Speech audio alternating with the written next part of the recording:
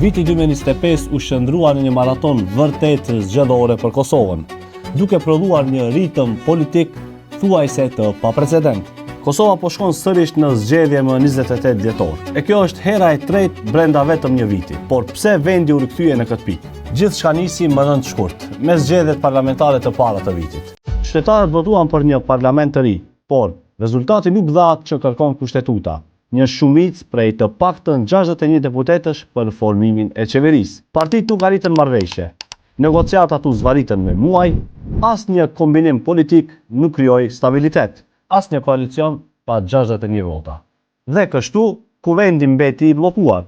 Qeveria vazhdoi vetëm në detyrë në krye me Albin Kurtin. As buxheti nuk u miratua me kohë, ndërsa vendimet e mëdha shtyheshin njëra pas tjetrës. Ndërkohë, vendi hyri në raundin tjetër të rëndësishëm, zgjedhjet lokale.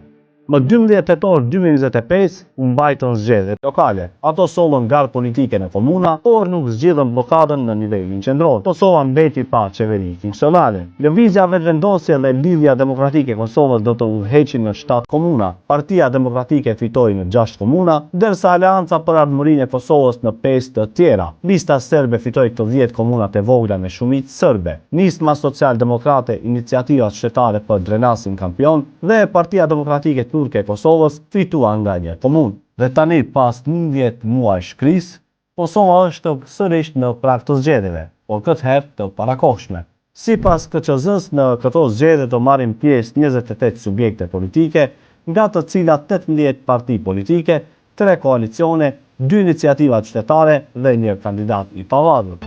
Pra më 28 dhjetor, qytetarët do vendosin përsëri. Dhe këtë herë, rezultati do të përcaktojë nëse Kosova hyn në vitin 2026 me stabilitet apo me një krizë tjetër politike.